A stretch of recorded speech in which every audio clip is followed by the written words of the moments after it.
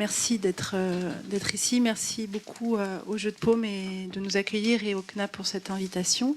Donc j'ai eu le plaisir avec Émilie Chaudet, que vous rencontrerez lors de la prochaine table ronde, de réaliser un rapport, si on peut l'appeler comme ça, autour de ce dispositif de l'aide à la photographie documentaire. Donc on s'est penché sur, je crois, les 66 projets qui ont été soutenus depuis 2015, dans l'idée de pouvoir en dresser ou pas un paysage de la photographie documentaire en France.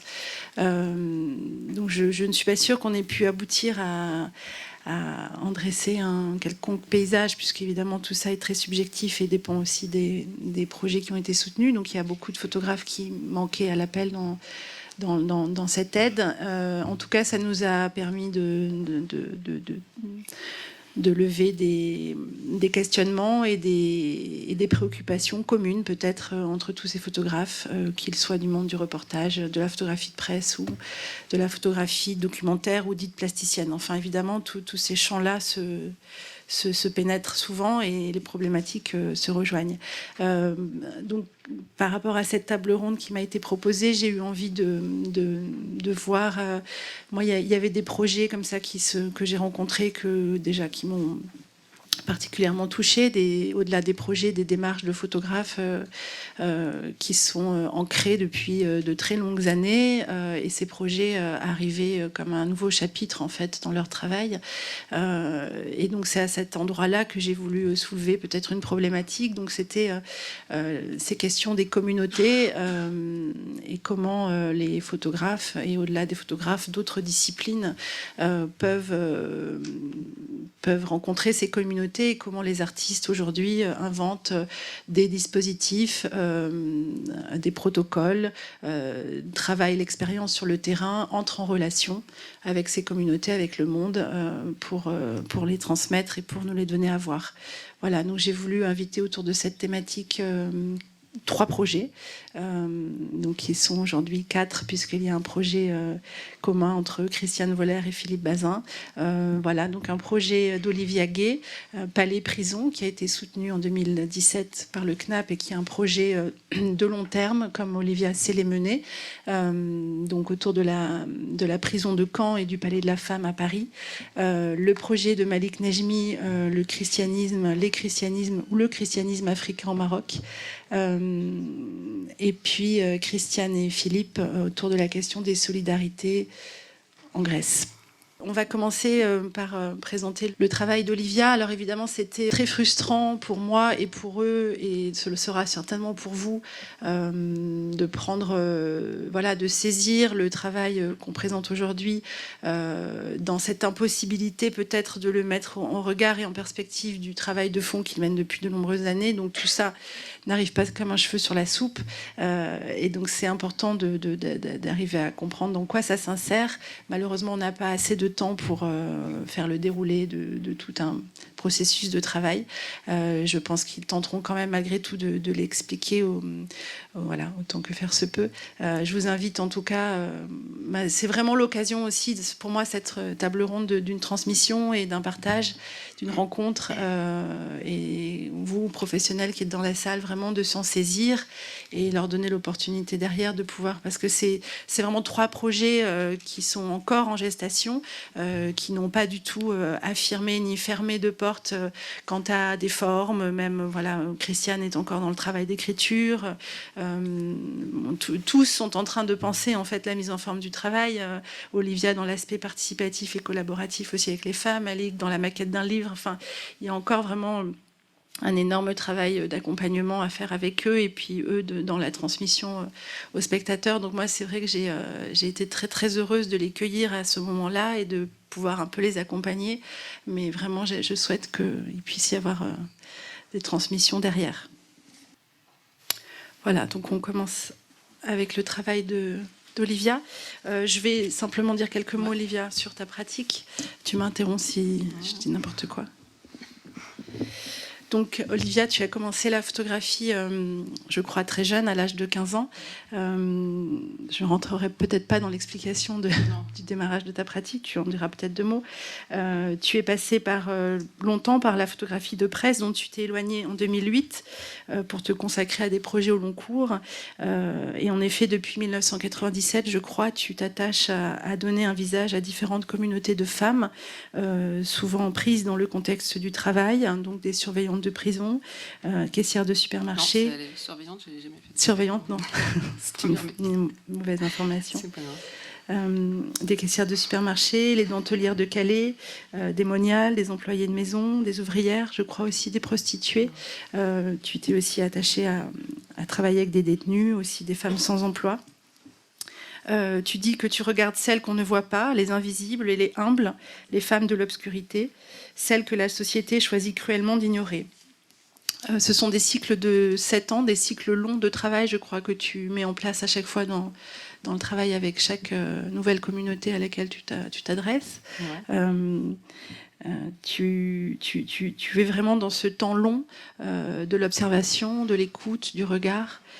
Tu choisis vraiment par tes images donc de leur donner une existence. Et peut-être que grâce à toi, dans ce travail-là, justement, intime que tu mènes aussi avec elle, c'est une forme de subjectivité peut-être qui se découvre à elle. Elle, voilà, qui vivent cette invisibilité face au corps social qui les invisibilise. Voilà, peut-être qu'on... Parce que ce mot invisible, en fait, j'ai envie de le remplacer par un autre mot qui serait plutôt non vu, qui me semble plus juste, en fait, parce que je pense qu'elles ne sont pas du tout invisibles, en fait. Simplement, elles sont moins, ces femmes, je pense, exposées. Donc, et puis, je lisais dans... le livre d'André Rouillet, La photographie, non vue, ça concernait plus en fait les mineurs, enfin le mineur, enfin voilà. Donc déjà remplacer ce mot, mais merci en tout cas Fanny. Alors je sais plus après ce que... Non, donc bon, ça c'est un peu le cheminement du travail et comment tu... après, toi, ce qui est important aussi que l'on comprenne, parce qu'à chaque fois il y a une rencontre et une relation. Oui, c'est tisser, c'est utiliser en fait l'outil photographique pour tisser, pour entrer en relation et pour construire. Surtout pour interroger aussi ce qu'est une vraie relation dans cet échange du photographe et du sujet, voilà. Et en fait, dans la continuité de toutes ces expériences que tu as pu citer avec des femmes voilà, prostituées, mais aussi ouvrières dans les usines, etc., avec lesquelles j'ai travaillé sur des durées. À l'usine, c'était pendant 1 année, toutes les semaines. Enfin, il y avait l'idée de créer cette relation dans la durée. C'était à un moment donné aussi de pouvoir les inviter, chose difficile à faire à l'usine pour le coup, mais dans la réalisation de leur image ou de participer, d'avoir un certain échange au-delà de l'acte, en fait, de les photographier ou de juste boire le café, quoi. Et quand... alors, peut-être je commence par vous parler du projet, parce que sinon... Oui, c'est peut-être bien. Voilà. Donc ces 2 projets de Palais-Prison ont été menés en fait en quasiment simultané sur un même laps de temps, environ 4 ans, 2014 à 2018, et dans deux institutions donc assez spécifiques et très différentes, qui sont la maison d'arrêt, que j'ai résumé, voilà, les filles quand elles sont en maison d'arrêt, pardon, elles disent la prison, par ce mot, et un autre projet qui a été mené au Palais de la Femme, qui est une résidence sociale située à Paris, que vous connaissez sans doute, dans le 11e arrondissement, rue de Charonne, et qui accueille environ 350 femmes. Et donc la première... en réalité, le Palais de la Femme, c'est une démarche personnelle. J'avais entendu parler de cette résidence sociale, et c'est en passant devant et en voyant ce mot Palais de la Femme, ça m'a interpellée. Je me suis dit, qu'est-ce que c'est que le Palais de la Femme ? Et donc j'ai désiré rentrer en contact en fait avec la directrice, et dans l'idée déjà parce que je faisais ça aussi depuis quelques années, des ateliers participatifs avec d'autres personnes. Donc dans l'idée de peut-être constituer un groupe de femmes et de faire des photographies, mais aussi de les accompagner dans la démarche, elles aussi, d'en faire, en fait. Et au même moment, on m'a invité, c'était le centre, aujourd'hui le centre photographique de Rouen, qui était à l'époque le Pôle Image, m'a proposé d'exposer à la maison d'arrêt de Rouen, au quartier femmes. Donc, voilà, c'était à peu près cette concordance des temps dans ces deux lieux. Et comme je fais toujours, je montre mon travail aux unes et aux autres. Et très rapidement, en fait, il y a eu les unes se sont trouvées des ressemblances avec les autres. Et notamment, les détenues ont trouvé que ont d'abord pensé que les portraits réalisés au Palais étaient des détenues elles aussi. Et voilà, j'ai commencé en fait à réfléchir à une manière de rassembler peut-être ces deux projets dans un seul. Et de questionner plus largement cet enfermement, cette exclusion, cet éloignement de l'espace public, voilà, et sous une question centrale, je dirais, qui est celle de comment fait-on pour vivre quand on est plus regardé, quoi, par l'extérieur, ou par le monde sensible, je dirais, ou jugé, parce que en fait les femmes au Palais, c'était ça ressortait beaucoup. Elles disaient qu'elles cachaient en fait leur lieu de domicile. Elles disaient pas, elles trouvaient des ruses pour dire qu'elles habitaient dans le 11e, mais pas rue de Charonne, pas au 96. Voilà. Et bon, pardon. Comment le travail s'installe, Olivia, avec elle, justement, parce que voilà. Tu dis, bon, c'est des milieux très fermés. Alors, on n'y entre pas comme ça, et l'intégration pour toi est longue, j'imagine, donc il y a quand même cette prise de contact qui se fait sur des mois et des mois. À la maison d'arrêt, finalement, tout ça est très organisé. Je ne suis pas la seule à faire des ateliers en maison d'arrêt. On a vraiment des horaires spécifiques. On a un groupe de participants identifiés qui s'inscrivent. Ça fait partie des programmes aussi de réinsertion pour ces personnes. Ça compte aussi dans leur dossier. Et donc, ce sont eux ou elles, en l'occurrence, là, qui s'inscrivent. Et juste ce que j'ai oublié de dire par rapport au Palais, ce qui était intéressant, c'est qu'au bout d'un an de démarche pour obtenir finalement l'accord de la directrice d'entrer dans ce lieu et de mener mes ateliers, on m'a demandé en fait de m'intéresser à une petite partie qui est adjacente à cette grande façade que vous avez pu voir tout à l'heure, celle du Palais, qui est en fait au fond. Il fallait passer dans un espèce de cave même pour y accéder, mais il y a aussi un accès, vraiment relié avec la grande partie du Palais par un espèce de passage un peu sordide, et qui est le CHS, en fait, le centre d'hébergement et de stabilisation, et qui regroupait, qui regroupe toujours d'ailleurs, environ 40 à 50 femmes dans des situations de plus grande précarité, avec des enfants, et un lieu donc il y avait beaucoup de violence, beaucoup de dire les femmes restent vraiment enfermées dans leur chambre, et c'est très compliqué de créer du lien en fait. Donc quand j'ai commencé à faire ces portraits, je les ai d'abord rencontrées toutes individuellement, d'une manière très simple, c'est-à-dire que je m'installais en fait dans la salle commune avec mes catalogues, ce que j'avais, pour me présenter et faire connaissance. C'est toujours le premier dispositif, il est celui-là, celui de faire connaissance, d'entrer en contact, et puis d'écouter, de parler, d'écouter, beaucoup d'écoute. Et ensuite, ça s'est traduit par ces portraits dans ces chambres que j'ai découvertes sur leur invitation. Et chaque chambre a un pan de couleurs comme ça très vives. Et puis, dans la continuité de ces portraits, j'ai souhaité je leur ai proposé en tout cas d'en réaliser elles aussi. Et voilà, par exemple là, ce sont des images qui ont été réalisées par Sherifa et Ariel. Et donc avec des petits appareils photo que j'apporte, que je leur laisse, mais bon, elles en font aussi beaucoup avec les téléphones portables. Mais c'était bien aussi d'avoir cet échange. Et certaines, là c'était lors d'une sortie avec ces femmes, on a aussi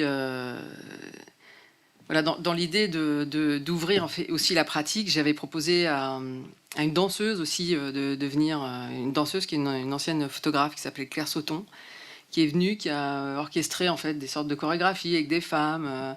J'avais convoqué aussi, enfin, j'avais rencontré dans le métro une chanteuse de métro, et je lui ai demandé est-ce que tu viendrais au palais rencontrer les femmes, et donc elles ont adoré. Le chant, c'était voilà, une manière aussi pour elles de s'exprimer. Donc voilà le rêve de Sarah, que vous avez vu en photo au début, qui elle a souhaité faire une sorte de petite performance comme ça, de chant, et avec sa chanson préférée. Donc, je voulais peut-être vous montrer un extrait vidéo tout à l'heure. Mais...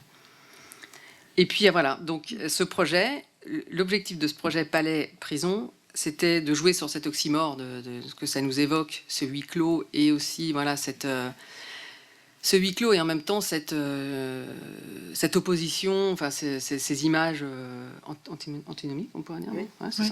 ça. Et pour les unes comme pour les autres, finalement, essayer d'ouvrir, comme je peux essayer d'ouvrir aussi ma propre vie, d'ouvrir leur regard, d'ouvrir entre elles, d'ouvrir à quelque chose de plus beau que, voilà, quelque part, créé par l'échange, par tout ce que j'apporte aussi. J'apporte énormément de livres de photographie de mes confrères et consoeurs, des livres de poésie, des magazines à leur demande, enfin plein de choses. Et là, j'en arrive à la maison d'arrêt où, dans l'échange aussi de ce processus photographique, j'apportais donc des carnets, et l'idée c'était qu'elles puissent construire, elles, une trace de leur passage dans ce lieu en la fabriquant grâce au photocollage, à l'écriture, voilà. Bon, alors, en fonction des expériences et des groupes de femmes que j'avais, ils ressortaient évidemment pas les mêmes choses. Là, par exemple, c'était des filles de l'Est, et qui étaient fascinées par le luxe, par les marques, même si ça se retrouve quand même assez souvent dans les ateliers, cette fascination pour le luxe français et pour le parfum, tout ce qui est... Voilà. Et beaucoup sont là d'ailleurs pour cambriolage et pour vol. Et donc, dans la continuité des collaborations, il y a eu aussi une collaboration avec le théâtre de Caen, et notamment lors d'une journée opéra. Et en réalité, parce que la première consigne, ce que j'ai oublié de dire, hein, excusez-moi, hein, c'est un peu... c'est que la première consigne pour les portraits que je réalise en maison d'arrêt, c'est de ne pas montrer les visages. Donc, c'est pour ça qu'elles ont toutes le visage masqué par là des accessoires qui leur sont distribués en fait par l'administration pénitentiaire. Mais dans cette journée opéra, j'avais réalisé un portrait d'elle de face qui leur était destiné, et ce portrait, comme il n'était pas question de le montrer, elles l'ont peint. Elles en ont fait une peinture, c'était très très beau, mais j'ai pas les images ici. C'est pas... Voilà, et là, après, au bout de 2 années à la maison d'arrêt de Caen, en tout cas, j'ai eu le droit, enfin, parce que c'est quelque chose que je demandais, de leur confier des appareils photo en cellule. Voilà, et donc elles se sont photographiées en s'inspirant des livres, des images qu'elles avaient pu voir, ou des conversations qu'on avait eues, ou des désirs qu'elles avaient de créer des ponceuses.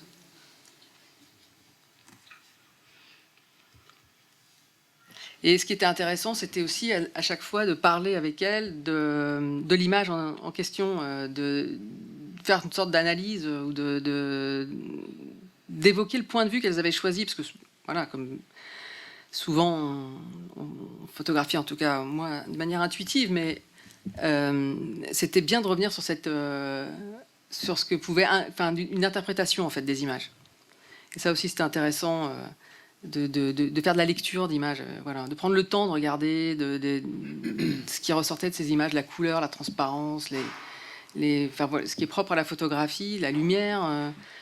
Et il y a, voilà, en fonction de... Est-ce que toi, cet échange-là te nourrissait justement dans ton appréhension de cet environnement, enfin de ce peut-être avec quoi tu étais venu avant dans tes a priori ou dans ton imaginaire ou dans ce que tu as pu projeter et puis ce que tu as découvert sur le terrain. Est-ce que ça s'est transformé à leur contact aussi par rapport à leur propre réaction face à ce que tu leur montrais justement ou tes images à toi, ou le travail s'est construit vraiment comme ça dans cet aller-retour avec elle? Je crois qu'en fait j'ai Parce que vraiment. c'est vrai que moi, à chaque fois que j'ai voulu que tu me montres les images de ton travail, c'était toujours aussi les images des femmes qui arrivaient. Donc ça c'est vraiment, pour moi, j'ai l'impression que ça s'est construit ensemble, ça s'est tissé Oui, ensemble. ça s'est Et vraiment d'ailleurs tissé ensuite, ensemble. quand tu parles tu montres une restitution, voilà. il y a tes images qui sont aussi là. Donc voilà, comment ça comment tu te déplaces, toi, en fait, quand tu arrives dans des endroits comme ça, aussi fermés, aussi loin aussi de ce qu'on peut connaître et vivre, nous, dans nos situations quotidiennes?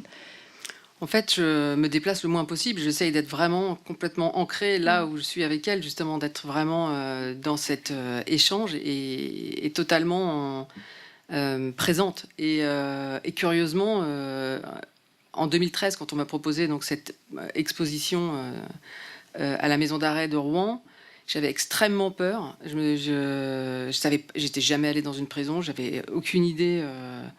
Parce que en fait, dans la continuité, on m'a proposé de mener un atelier et je me suis dit qu'est-ce qu'un atelier photo dans une dans une c'est quoi? Je me suis retrouvée dans une salle d'activité où il y avait très peu de lumière, lugubre, des chaises, des tables et des chaises pourries, enfin vraiment un truc où on n'a pas vraiment envie de rechercher une esthétique.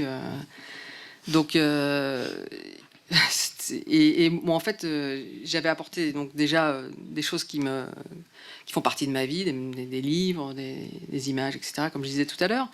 Et l'exposition aussi a été une entrée en matière intéressante parce que les images qu'on avait choisies, il y avait l'image d'une femme marocaine qui portait le voile dans le quartier du Mirail à Toulouse. Il y avait une image d'une brésilienne dans une favela. Il y avait ces images avaient déjà suscité beaucoup de questionnements en fait en elle, de réactions sur justement la religion, le voile, pourquoi, enfin bon, plein d'échanges. Et je me suis dit c'était très intense ce qui s'est passé là parce que ça a déplacé ça. La nécessité, c'était pas tellement d'emblée de faire image, mais vraiment d'écouter, quoi, de comprendre ce qui se passe. Et ça a ouvert. Je crois que c'est en fait là où j'ai vraiment compris pourquoi je faisais des images, quoi, et pourquoi.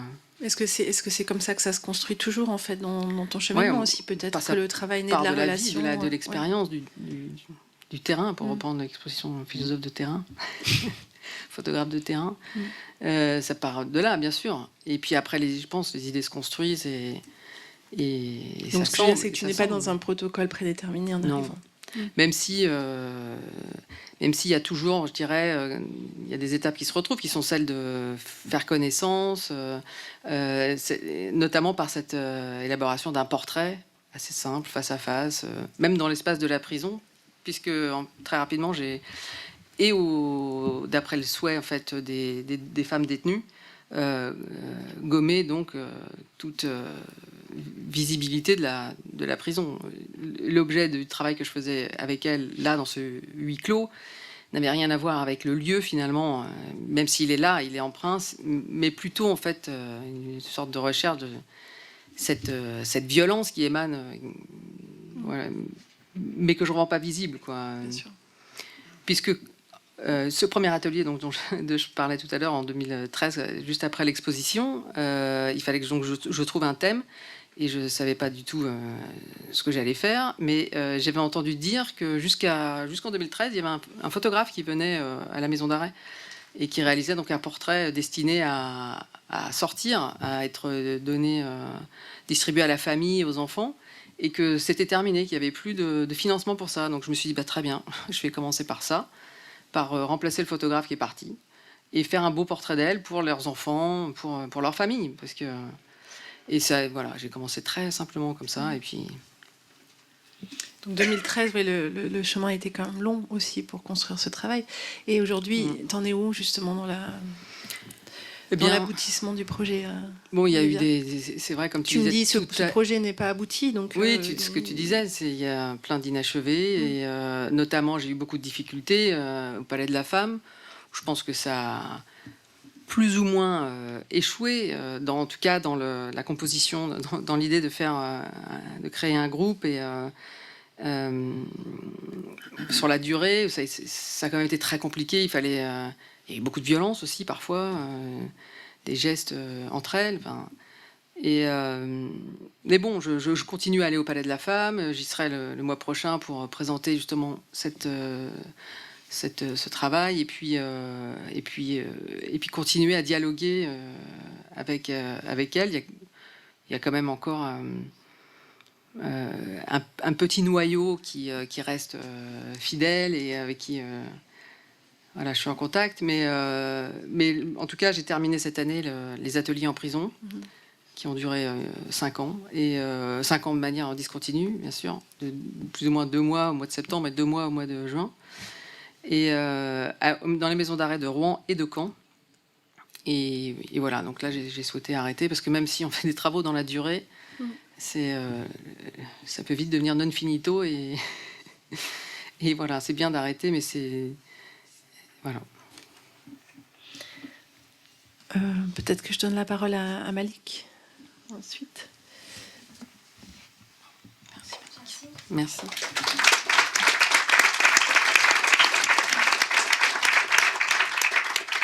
Malik, tu as voulu juste faire un mini retour en arrière sur un de tes projets antérieurs. Je vais dire quelques mots sur toi aussi.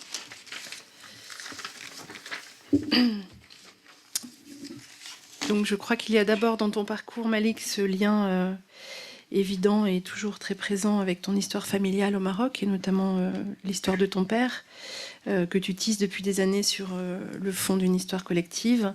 L'immigration, donc cet entre-deux territoires, sont une des lignes conductrices des différents travaux que tu développes à des endroits différents autour de la Méditerranée.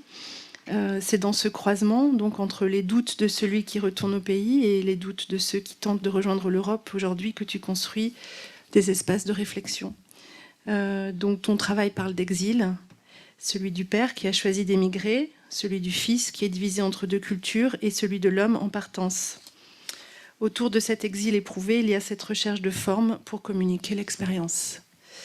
J'ai noté cette jolie phrase de Véronique Campan qui dit de ton travail: tu fais des images migrées, passées par le souvenir de la colonisation, de l'exil ou de la déportation, qui traversent les corps de ceux que tu photographies ou que tu filmes, comme donc ton propre corps. On en parlait tout à l'heure. Oh bah non, ça va être compliqué.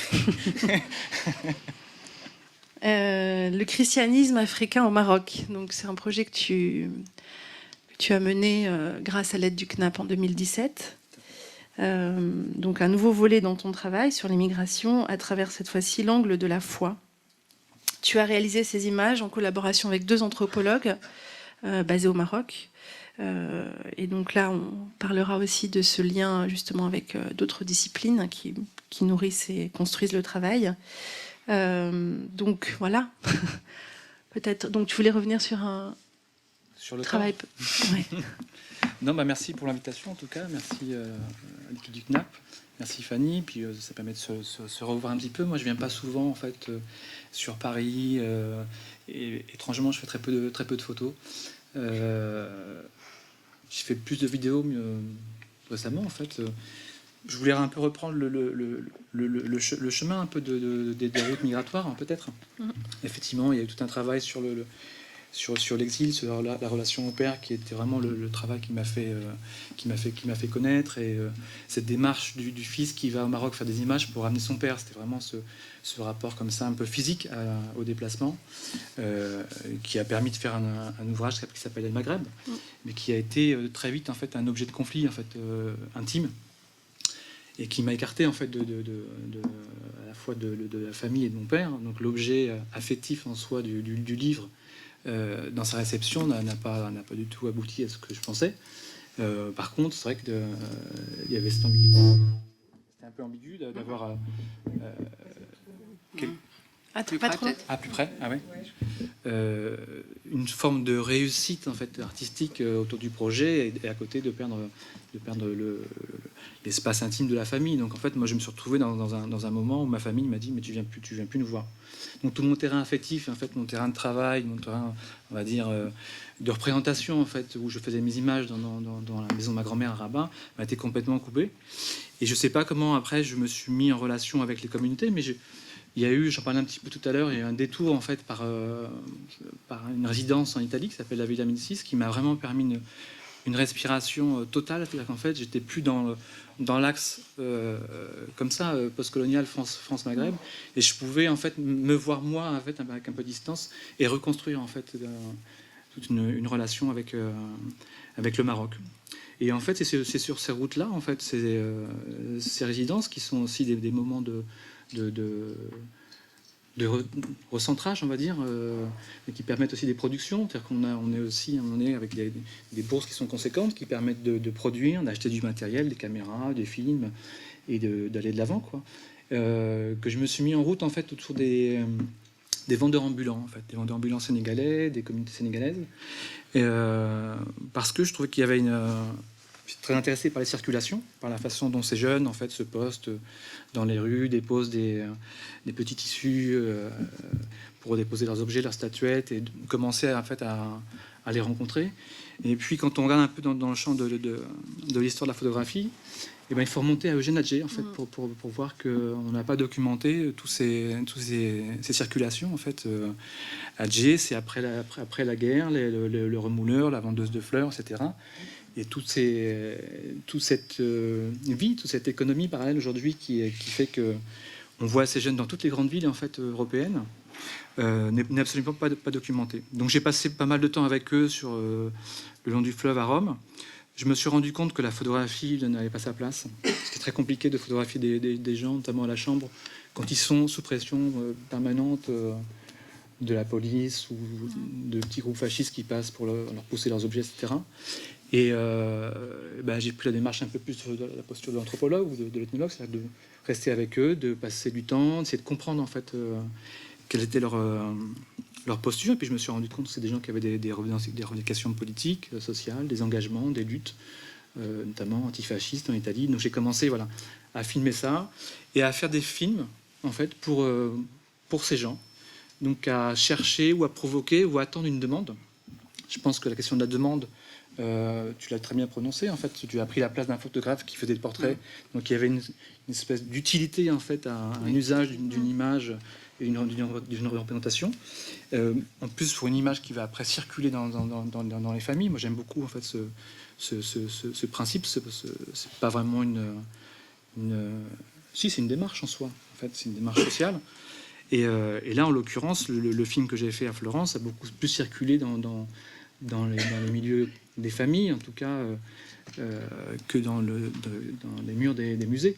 Mais j'aime bien aussi cette conception en fait, des choses, parce que là, en l'occurrence, c'était des gens qui se regroupaient, qui voulaient faire une prière pour deux amis vendeurs qui s'étaient fait tuer 2 ans avant par un fasciste en Italie. Et donc, du coup, il n'avait pas pu en fait, s'absoudre en fait, de cette situation.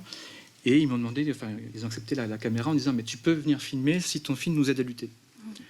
Et donc c'est à lutter. Ouais. Donc on est clairement dans des luttes antifascistes en Italie, donc des jeunes noirs qui manifestent contre le fascisme en Italie. Donc ça c'était très très fort. Et puis je me rappelle d'un petit moment aussi comme ça.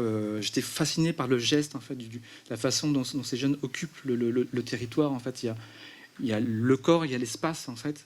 On les voit ici au Louvre, pas loin, avec ils appellent leur petite tissu le nord-sud sweat parce que c'est une façon de tirer très vite l'objet, de pouvoir partir. Et un jour, en fait, quand on passe des journées avec eux, en fait, il se passe rien. C'est une espèce de vide total, sidéral, où on est là à vendre des statuettes, des objets, des vêtements. Les gens vont négocier 2 euros, non, 1 euro, non, je prends pas. Et il y a un monsieur qui me dit, mais tu sais, Malik, ça, ce petit tapis là, ça s'appelle l'alokai en wolof. Et il me dit, ça veut dire celui qui vient. Alors ça ferait plaisir à Henri Michaud pour évoquer le titre d'un de ses ouvrages. Donc celui qui vient, il me dit, en fait, ce tapis, c'est du langage. Et voilà, je trouve que la réponse à à nos pratiques, à nos protocoles, en tout cas, quand on essaie de travailler dans ces communautés, c'est ça. C'est-à-dire, en fait, de servir d'un outil, d'une caméra, d'un appareil photo pour entrer en communication avec eux. Et puis, après, il y a eu très vite... moi, je suis retourné au Maroc par les... Donc tu voulais revenir sur un projet en fait, que j'ai mis en place. En fait, il y a le projet, vous n'êtes pas là par hasard, sur les christianismes africains au Maroc. Mais avant, il y a tout un projet. En fait, je me suis rendu compte qu'on documentait peu en fait, la migration du point de vue du départ. C'est-à-dire qu'en fait, on est souvent dans les reportages ou dans les prises de position des artistes du point de vue des arrivées, sur les îles, etc. Mais on a très peu de moments de travail sur les temps longs de la migration, ce qu'on appelle les temps longs de la migration, et les ancrages, en fait. Et des temps de migration, c'est pas forcément toujours des traversées, c'est aussi des constructions. Et je voulais expérimenter, en fait, l'idée de quelqu'un comme moi qui est un peu paumé quand il rentre au Maroc et qui va rencontrer un migrant qui veut partir. Donc c'était cette posture un peu que je voulais provoquer dans un champ très liminal qui est celui de la frontière à Tanger. Et je suis tombé sur un personnage absolument incroyable qui s'appelle Omar Ba, et qui était sur le port et qui me racontait une histoire. Et je me suis laissé embarquer dans cette histoire en lui proposant très vite en fait un deal, un échange, c'est-à-dire que je devenais son producteur et potentiellement je lui proposais de produire ses propres films. Donc il a accepté.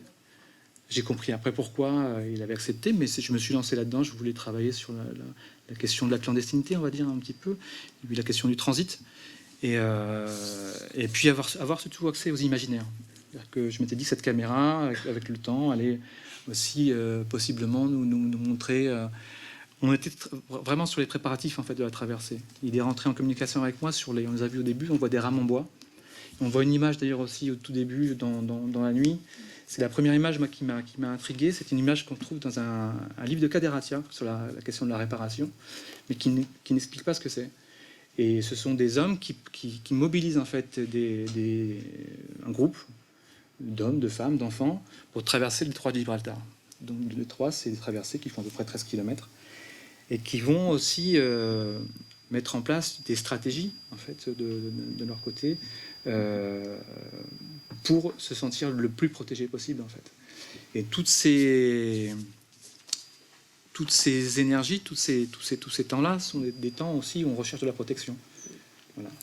Et tout ce qui a été mis en place après par Omar, je me suis retrouvé en fait, il a été très fort parce qu'en fait il a renversé la question en fait de la production des choses et il m'a transmis des films. Il y a 12 films qui se varient entre 1 à 12 minutes qui sont en lien avec des objets. Et on voit dans une image d'avance, je ne sais pas si on peut remonter encore avant, et là ici il parle au musée.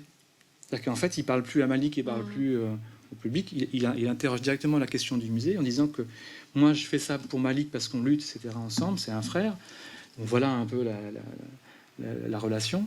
Mais je le fais parce que j'ai un concept d'éternité. C'est-à-dire qu'en fait, on se retrouve avec des gens dans l'immigration qui ne sont plus en capacité de partir. Voilà. Et pour qui la question du récit devient un moyen de survie. Parce que moi, Omar, c'est quelqu'un que j'ai travaillé pendant 5 mois avec lui de manière épistolaire, un peu comme ça. Je venais une semaine à Tanger, il me passait des films, je le payais, je le rémunérais, donc c'est très compliqué. Comment on rémunère un film d'1 minute, un film de 12 minutes. C'est une galère pas possible, mais c'était l'enjeu des choses. Et puis j'ai compris après qu'en fait, c'était quelqu'un qui m'avait vraiment raconté une histoire, qui en fait, c'était un passeur, quoi. Voilà. Mais il avait accepté la caméra parce qu'en fait, il était dans une position où il ne pouvait plus partir pour des raisons psychologiques ou physiques ou émotionnelles. Comme moi, je ne pouvais plus revenir au Maroc pendant un moment donné. Donc c'était vraiment, on s'est trouvés tous les deux comme deux passeurs. Et ce qui est très beau, voilà, c'est de voir toute la dimension en fait aussi religieuse qui c'est le travail ça des anthropologues avec qui je travaille au Maroc, c'est de voir comment la foi se renforce dans la migration. Pardon. Donc ce travail-là t'emmène derrière plus loin il m'amène vers à t'intéresser justement à cette question de la foi au Maroc. Oui, puis déplacé sur l'imaginaire aussi. Oui. Ah, ouais. Puis la relation au musée, on voit après, il y a des petites images, si on peut les passer, où on voit ça c'est un workshop au MUSEM, c'était très intéressant de proposer justement comment aujourd'hui on va être amené dans les musées, je sais pas, à collecter ces récits, à collecter la migration, comment elle va s'enregistrer, comment elle va pénétrer nos vies, nos histoires, ou est-ce qu'on se contente simplement juste d'accueillir. Donc on propose un workshop, c'était assez fort, avec des conservateurs au MUSEM, où on dit voilà, le scénario c'est ça, il y a un sac avec des objets dedans, et vous devez nous montrer comment vous pouvez remonter l'histoire du propriétaire de ces objets, sachant que c'est quelqu'un qui était au Maroc, qui apparemment c'est en lien avec la migration. Donc ils ouvrent, ils sortent des rames, etc. Et puis ils se rendent compte que les rames n'ont pas fonctionné, c'est-à-dire qu'il n'y a pas de... Il n'y a pas de sel sur les rames, donc c'est pas des vraies rames en fait, c'est des rames un peu de fiction. Et puis ce qui est très beau aussi dans le travail avec Omar, là je parle un peu de choses que de la photo, mais c'est des postures aussi. Je crois que c'est un peu quand même aussi l'enjeu du travail qui vous réunit. Oui. On n'est pas que dans la photo justement et dans la frontalité, on est au cœur de la rencontre. De ce côté-là de la migration, c'est la question de ce qui est aussi irreprésentable. Comment on représente l'irreprésentable dans ces moments-là. Et en l'occurrence, je ne me voyais pas aller faire des photos chez les migrants. C'était pas ma place, quoi. Donc, c'est de mettre en place des protocoles, en fait, de ce qu'on appelle des protocoles de récit, de faire glisser des appareils, comme tu le fais aussi dans tes ateliers, mobiliser en fait d'autres façons de voir. Et ce qui était très beau, c'est qu'en fait, on a accès aux imaginaires aussi des conservateurs. Moi, c'est ce qui m'intéresse aussi, c'est de voir comment en fait ces récits, ces images en fait de la migration sont perçues du point de vue aussi de l'Occident. Sachant que derrière, ça pousse très fort à la frontière marocaine et que le Maroc fait un peu le jeu de l'Europe et que les migrants sont un peu coincés. Donc forcément, ces récits sont amenés à nous parvenir, à percer un peu, à faire des trous dans la frontière, comme on dit. Vraiment en face, pardon. D'accord. Donc justement, voilà. Cette question du représentable ou de l'irreprésentable, tu la déplaces donc sur cette question-là de la foi au Maroc et du christianisme, donc quelque chose qui peut paraître loin justement de ce qu'on pourrait attendre à cet endroit-là de la migration, donc tu le déplaces, et là tu es quand même dans une posture où tu as quelque chose de palpable à représenter, puisque tu t'adresses à cette communauté qui pratique dans des églises de maison, donc il y a tout ce travail de terrain aussi que tu effectues avec les anthropologues, donc tu rentres en contact avec des gens, une communauté, des lieux. Comment ça se positionne par rapport à justement ce travail, ce cheminement sur l'immigration, sur l'avant, comme tu dis, avant le départ.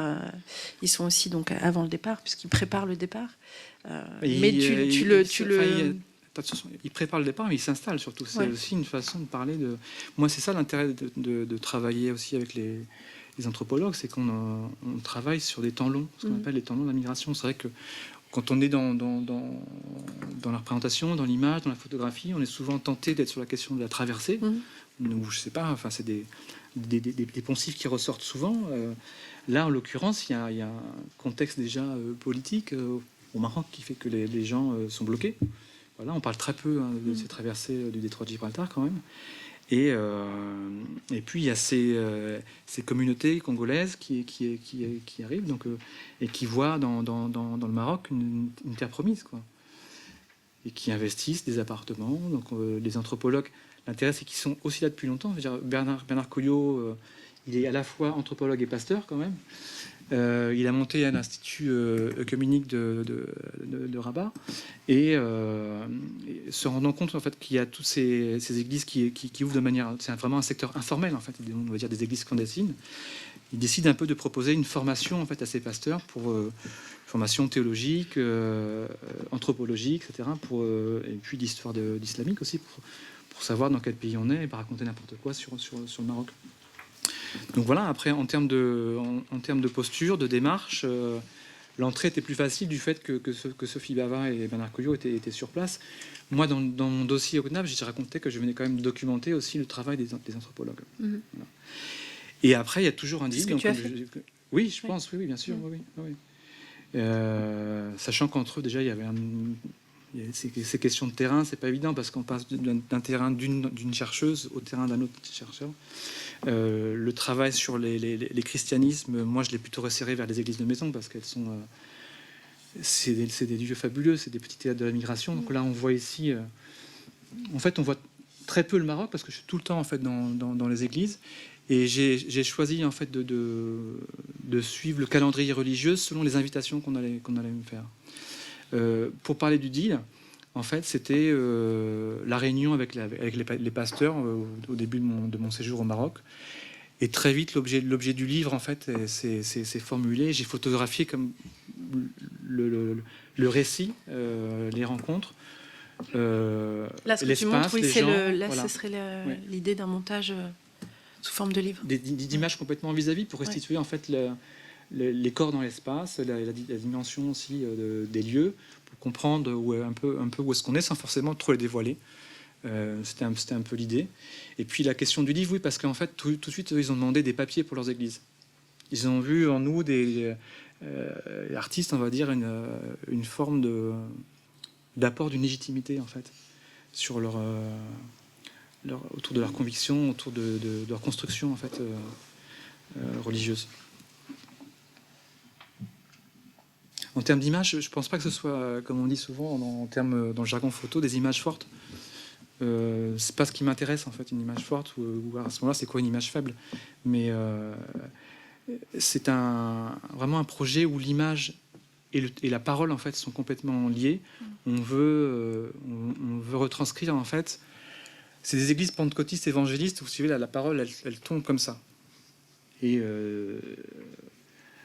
comment tu intègres là justement cette parole j'enregistre. Ouais. On enregistre, il y a des séminaires de 3 jours et les séminaires, c'est par toi de l'esprit de la pauvreté, par exemple, et dans les séminaires, dans la parole en fait des pasteurs, on va convoquer des images en fait d'une forme de mythologie de la migration ou d'une théologie contextuelle, où on va dire voilà, vous vous rappelez sœur Emmanuelle quand elle est partie, maintenant elle est à l'OFPRA et quand elle est partie à l'OFPRA, quand elle a mis ses empreintes, c'était pas les mêmes empreintes qu'en Espagne.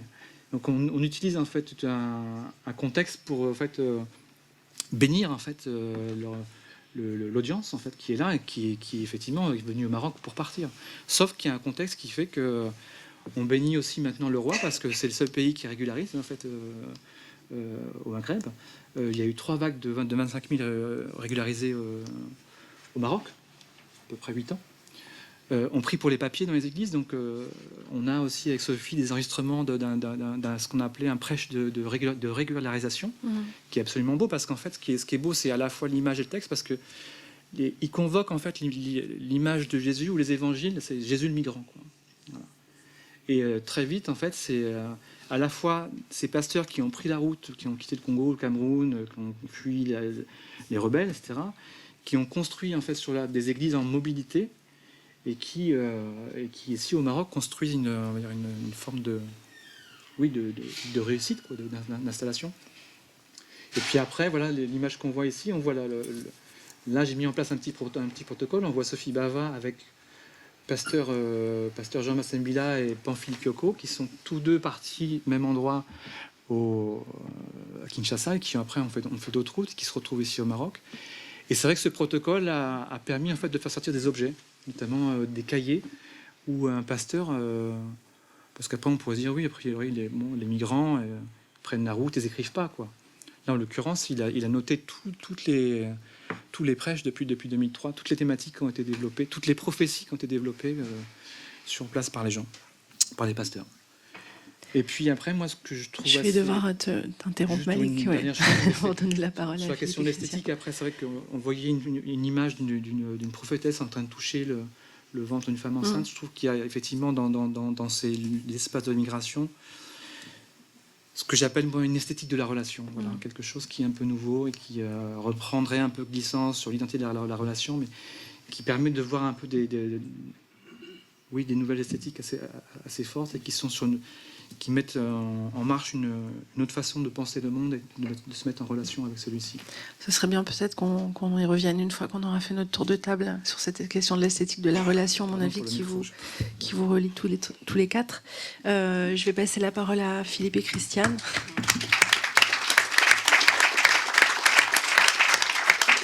Donc une brève introduction pour vous présenter. Pour ceux qui ne vous connaissent pas, ils doivent être assez peu. On va faire un petit retour en arrière. Philippe, donc tu mènes une pratique photographique, je crois, depuis près de 30 ans. Si mes calculs sont bons, un peu plus. Peut-être plus. Ton parcours est un peu atypique, puisqu'on en parlait tout à l'heure, tu passes par la médecine avant de te consacrer à la photographie. Tu développes depuis très longtemps donc, un travail de portrait qui t'est propre, d'individus souvent pris dans des contextes institutionnels. C'est ce fameux livre, La radicalisation du monde, qui nous a permis peut-être de découvrir davantage ton rapport à justement ces visages pris dans des contextes institutionnels, l'école, la prison, l'hospice. Tu dis redonner un visage à des personnes qui peuvent être absentes de nos regards, qui ont disparu. On parlait de visibilité ou d'une visibilité collective. Christiane, tu es philosophe, donc tu enseignes la philosophie, tu as écrit de nombreux articles en philosophie esthétique, philosophie politique, philosophie aussi de la médecine, je crois, et tu écris également des essais avec sur des artistes contemporains. Ton territoire de recherche explore la question de la philosophie de terrain dont on parlait, une philosophie qui serait attentive à des réalités qui ne sont généralement pas celles qui lui sont attribuées dans son exercice plus académique. Les questions des migrations, donc de l'emprisonnement, de la condition ouvrière, de la révolte, de la mémoire, de la violence d'État, sont des thématiques qui traversent principalement tes recherches. Un processus de travail, je crois que vous allez en parler mieux que moi, mais je l'introduis quand même, s'est engagé entre vous depuis très longtemps, je crois, dès 1999. Comme vous dites, d'abord non formulé, il a pris consistance lors d'un voyage en Pologne en 2008, et puis ensuite sur différents terrains d'expérience. Je crois savoir donc aux États-Unis, en Égypte, au Chili, en Turquie, en Bulgarie, plus récemment dans la jungle de Calais en 2016. Et puis ce travail donc en 2017 qui s'amorce en Grèce autour de la question des solidarités, pour lequel vous avez reçu le soutien du CNAP, entre autres, puisque c'est un travail de très longue haleine. Vous parlez d'un projet commun entre vous.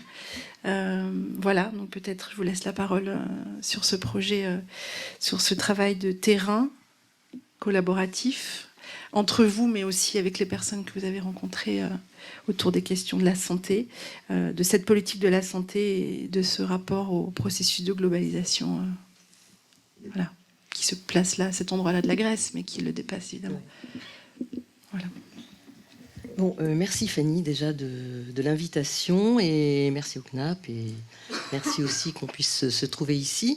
Donc excuse-moi, c'est un peu chercher l'erreur puisque je suis la seule non photographe et non artiste. Donc en fait l'idée c'est effectivement qu'on a initié ce travail en associant en fait philosophie de terrain et photographie documentaire critique. Et pour ma part, à partir de la philosophie, le terrain s'est en fait instauré autour d'une problématique qui était justement une problématique esthétique. Au sens où en fait l'esthétique, c'est pas seulement l'art. L'esthétique en grec, c'est l'aesthesis, c'est-à-dire c'est la sensation, c'est ce qu'on éprouve. Et donc, c'est en fait ce qui fait de nous en fait des êtres humains, tout simplement. Et une chose qui m'a beaucoup frappée, c'est qu'on cite très souvent Aristote qui dit « l'homme est un animal politique ». Et si on veut travailler finalement à partir de cette question esthétique, on pourrait dire que déjà dans la philosophie de Kant, c'est-à-dire déjà au XVIIIe siècle, l'homme est un animal esthétique. C'est-à-dire on est effectivement des êtres vivants comme tous les autres animaux, mais la capacité qu'on a, c'est d'être capable de se représenter à soi-même et de vivre non pas à travers la présence immédiate, mais à travers la représentation. Et donc cette question de la représentation qu'on se fait de soi, qu'on se fait du monde, qu'on donne de soi au monde, c'est une problématique qui engage l'art comme une vraie fonction sociale et politique. C'est-à-dire pas comme une fonction décorative. Et c'est précisément pour cela que je me suis beaucoup inspirée en particulier du travail de Walter Benjamin dans l'œuvre d'art à l'ère de sa reproductibilité technique, où il dit en fait nous n'avons pas à esthétiser le politique, mais au contraire à politiser l'esthétique, c'est-à-dire à faire effectivement de cette capacité de représentation que nous avons une vraie forme de pouvoir et une vraie force vitale et énergisante.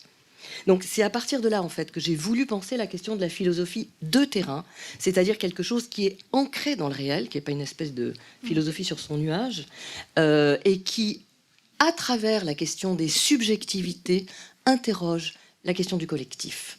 Donc le subjectif, c'est pas du tout que de l'individuel. Le subjectif, c'est aussi un rapport de l'individuel au collectif, du collectif à l'universel, et justement du collectif, de l'universel à la communauté. Et c'est pour ça que vraiment je trouve très bien le sujet que tu as choisi, cette question de la communauté, parce que c'est, et je trouve elle traverse en fait tout ce dont on a parlé depuis le début, tout ce dont tu as parlé, Malik, Olivia, c'est-à-dire cette question de qu'est-ce qui fait communauté. Et Olivia, tu as montré que ce qui fait communauté, c'est quelque chose qui est de l'ordre du non-vu et qui finalement doit être mis en lumière par le travail photographique. Et toi, tu montres effectivement que la communauté, finalement, elle est aussi mouvante et elle se traduit dans les allers-retours. Donc, effectivement, du coup, le travail qu'on fait ensemble, c'est un travail qui interroge cette question de la politisation de l'esthétique et qui interroge cette question d'une possibilité de représenter, de donner à voir, qui donne une force. Alors justement, est-ce que vous êtes allé chercher en Grèce une communauté ou plutôt une question? Qu'est-ce qui vous a amené à travailler sur cette question? Parce que la question de la solidarité n'est pas née comme ça. Elle est née peut-être de la rencontre avec ce système de santé que vous avez rencontré. Tu veux parler toi ou... Alors, à toi. Oui, c'est vrai qu'au départ, on a tous les deux croisé cette question de la santé dans notre formation, dans notre parcours. Donc, mais pour nous, c'était surtout la question de ce qui se passe en Grèce, ce qui se passait en Grèce, la crise, ce qu'on appelle la crise grecque, bien sûr qui n'est pas une crise, hein, mais quelque chose de très organisé à différents niveaux. Et notre question, quand on s'intéresse à un sujet comme ça, un endroit comme ça, c'est qu'évidemment, je crois que la photo qui est derrière moi le montre bien, c'est que bien sûr, là où on va travailler sur quelque chose qui fait miroir de notre propre situation. Et ça nous paraît très important. Et alors ensuite, aller en Grèce, comme on est allé en Bulgarie ou en Pologne, la question c'est un point d'entrée. Et effectivement, la santé a été ce premier angle de coupe, ce point d'entrée, grâce à très peu de contacts au départ qu'on a pu avoir, un seul en réalité, mais dans un centre de santé autogéré, solidaire, donc à Thessalonique. Voilà, et ça a été vraiment le point de départ du travail, mais dès qu'on met le petit doigt dans la chose, évidemment, on met toujours le doigt dans une pelote et on commence à la dérouler. Et ces quelques rencontres qu'on a commencé à faire pendant l'été 2017 à Thessalonique, c'était le début de ce déroulement de la pelote, puisque ça nous a amené immédiatement, à cause des rencontres et de ce que les gens nous disaient, à dépasser largement cette question de la santé en Grèce, qui était là un symptôme de quelque chose et pas pour nous un sujet en soi, je dirais.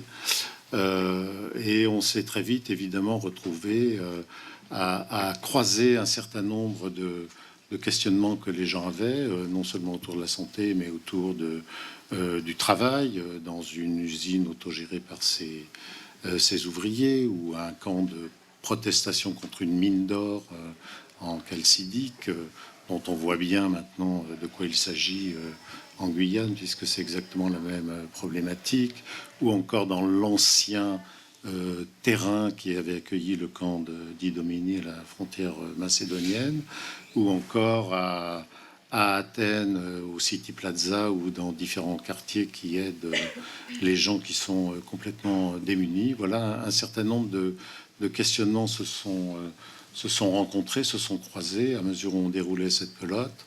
Et puis, il s'est passé une autre chose, évidemment, c'est que ce que disent les gens, c'est des choses qui dépassent largement la question sociale, des gens qui essayent de réorganiser complètement leur existence. Il nous est très vite apparu que la création de l'archipel en Grèce était très importante, et qu'on l'a immédiatement, bien sûr, associé peut-être à un célèbre livre, L'archipel du Goulag, mais aussi à ce que Michel Foucault a pu écrire sur cette question de l'archipel. Donc la question des îles en Grèce est vraiment quelque chose de totalement vital qu'on n'imaginait pas. Bien sûr, du coup, la question des migrations est arrivée très très vite, que ce soit au City Plaza à Athènes ou bien dans l'île de Lesbos, où on a fait un gros travail en février 2018. Et puis, bien voilà, quand on est allé à Lesbos, on s'est aperçu que on pouvait pas non plus faire l'économie de l'histoire du pays, qui était totalement inimaginable pour nous. On était vraiment très innocents sur cette question. On a appris bien sûr beaucoup de choses, parce que l'histoire du XXe siècle de Grèce a été très, très violente, entre l'occupation des nazis, qui a été certainement l'occupation la plus violente qu'il y ait eu en Europe, à l'exception de la Pologne, ou bien la guerre civile qui a immédiatement suivi, et l'établissement d'une société proto-fasciste qui a duré des années et des années en Grèce, y compris en générant des camps d'extermination dont on parle jamais, notamment la Macronissos. Donc voilà, il y a eu un certain nombre de choses, et Ce serait intéressant qu'on comprenne le dispositif de travail entre vous, en fait, parce que je montrerai bien des images, mais il faut qu'on comprenne comment elles arrivent et comment elles se produisent. Oui. Ce qui est vraiment le temps de rencontre et d'échange et de recueillement de la parole qui est fondamental et fondateur aussi pour que les images arrivent. Enfin, les choses sont extrêmement liées, mais se font aussi en parallèle. J'aimerais bien que vous l'expliquiez pour que je puisse montrer les images. Oui, c'est-à-dire qu'effectivement, l'idée, c'est qu'en fait, les personnes auprès desquelles on va travailler ne sont absolument pas des témoins. Pour moi, je récuse tout à fait la politique du témoignage, mais sont des acteurs de l'histoire. Donc, ni des témoins, ni des victimes, mais des acteurs. Et la solidarité consiste à montrer comment ces actions, justement, se confortent les unes des autres. Donc, du coup, pour moi, ça se traduit effectivement par ce que j'appelle une politique de l'entretien. Comment est-ce qu'on va interroger les gens? Et dans les premiers travaux qu'on a fait ensemble en Pologne, Philippe était absent des entretiens, parce que les gens, rien que de voir un appareil photo, ça leur foutait les jetons, mais à mort. Et donc, il faisait des photos des lieux, mais surtout pas des gens. Et en fait, en Grèce, il s'est passé pour la première fois autre chose. Philippe, d'abord sans son appareil photo, a assisté à des entretiens. Et là, il a vu effectivement les visages des gens se transformer. Il a vu que quelque chose se produisait dans la manière de se tenir, dans la position du corps, etc. Et qu'il y avait là quelque chose qui était véritablement esthétique, qui avait une très grande force esthétique, et une très grande force esthétique qui confortait en fait la force de ce qui était dit, la force du récit. Et donc du coup, il a commencé à faire des photos d'entretien, évidemment avec l'accord des portraits d'entretien, tu les définis. Des portraits d'entretien. Ce que j'appelle des portraits d'entretien. Ceux qui ont pu suivre un peu mon travail depuis le début savent que j'ai toujours cherché à échapper à cette question du portrait traditionnel et à chercher une représentation autre des gens qui échappent à ça. Et c'est quelque chose que j'avais déjà interrogé, notamment grâce à une allocation de recherche du CNAP en 2010 aux États-Unis, où j'avais photographié des gens qui assistaient à une série de conférences. Ici m'est venue la même chose. Au fond, c'était de photographier des gens qui sont absorbés non pas par le fait qu'ils vont être photographiés, non pas par le fait qu'un appareil est dirigé vers eux et qu'ils doivent se composer, y compris esthétiquement pour ça, mais qu'ils sont au contraire entièrement déterminés transitoirement par quelque chose d'autre qui se passe, qui est l'entretien qu'il mène avec Christiane, et qui peut durer comme ça 1 heure, 2 heures, voire plus. Donc entretien au cours duquel je fais ces photographies et parce que je me suis aperçu que les gens étaient tellement absorbés par autre chose que l'acte photographique lui-même, pour eux, était complètement absent ou évanescent de leur conscience la plupart du temps. Et cette chose-là, la manière c'est ce qu'a dit Christian, la manière dont leur corps et leur visage notamment se transforment au fur et à mesure où l'échange et les paroles évoluent. Et sur 2 heures, c'est absolument fascinant de voir ça. C'était quelque chose que je cherchais à saisir. Et au fond, chacun de ces, entre guillemets, portraits d'entretien et cherche à être une condensation de cette expérience, en tout cas une tentative. Et si Christiane a fait presque 120 entretiens, il y a à peu près 3 fois moins de portraits d'entretien qui peuvent exister.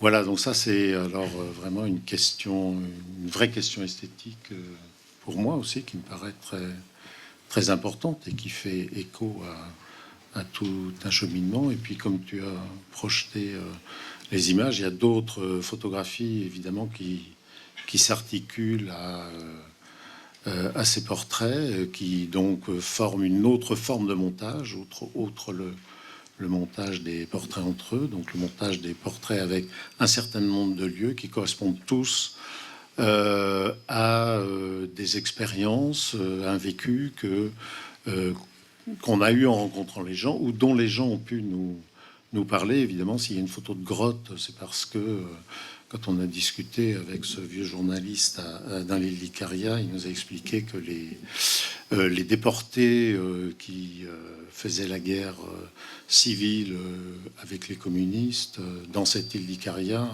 se sont cachés dans les grottes en étant soutenus par la population. Voilà, et là, dans la photo qu'on a à l'écran, c'est un exercice d'incendie au bord du camp de Moria.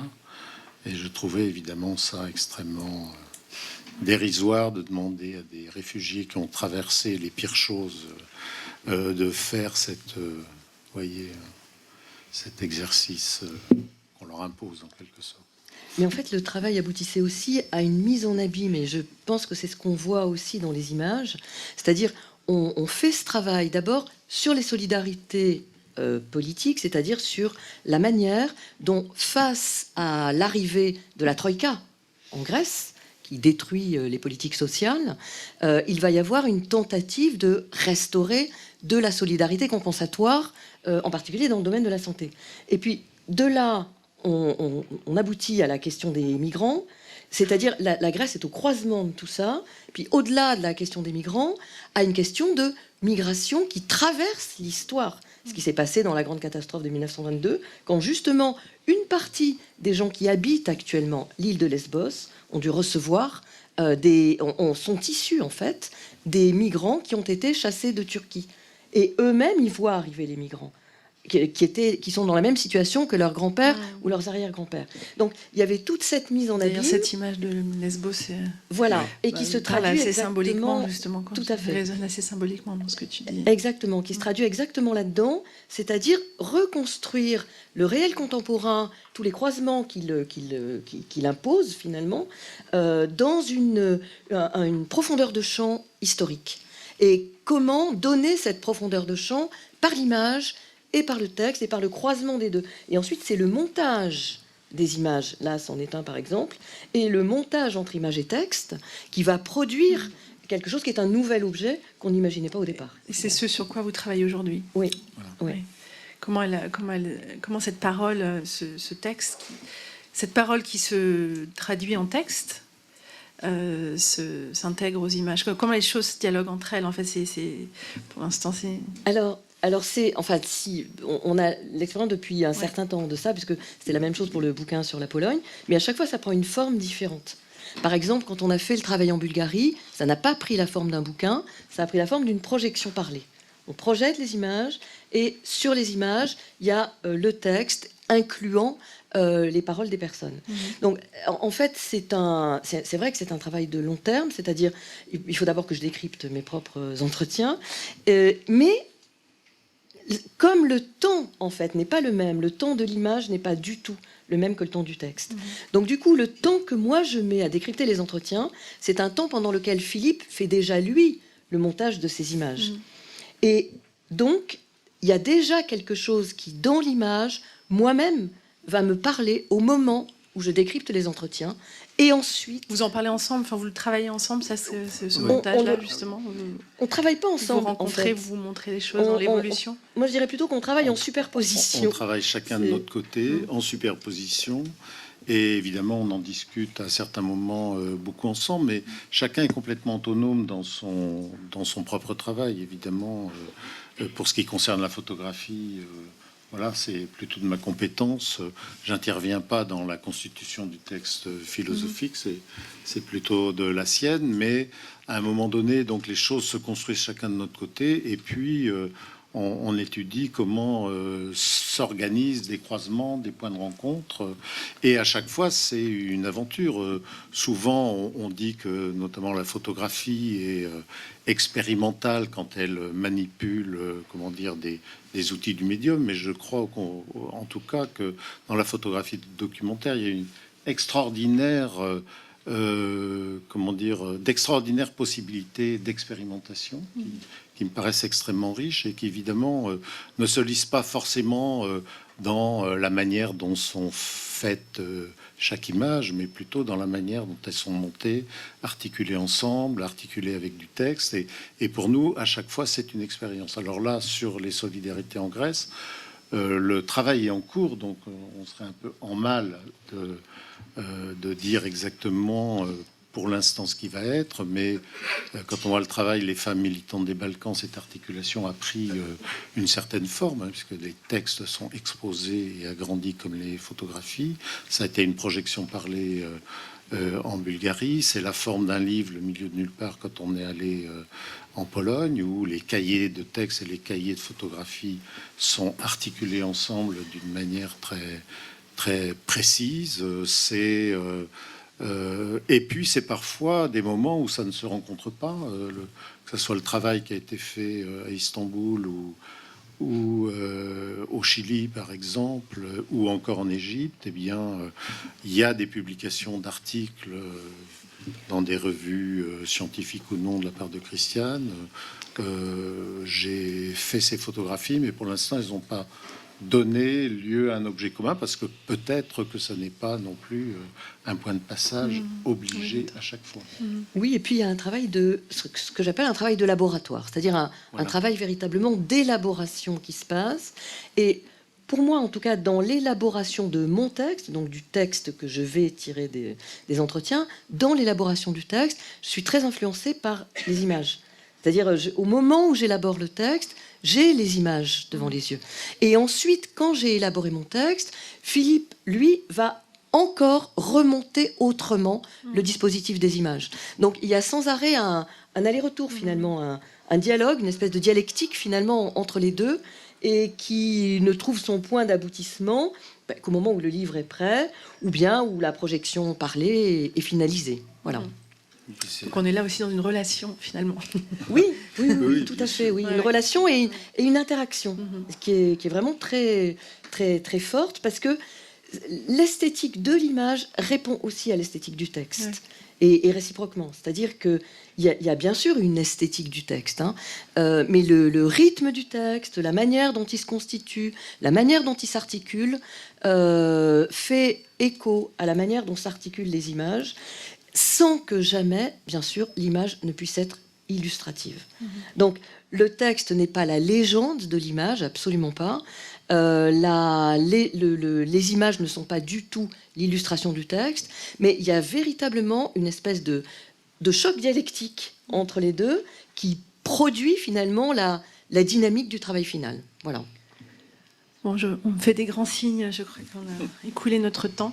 Je vais simplement signaler vos deux ouvrages, Christiane et Philippe, qui sont, à mon avis, fondamentaux aussi pour poursuivre un peu toutes les questions que vous abordez. Donc, pour une philosophie de terrain, Christiane. Et pour une photographie documentaire critique, moi, je pense que c'est deux petits livres vraiment formidables à lire, parce que très simples et à la fois qui repositionnent plein de choses, notamment sur la question de la photographie documentaire également, aux éditions Créafis.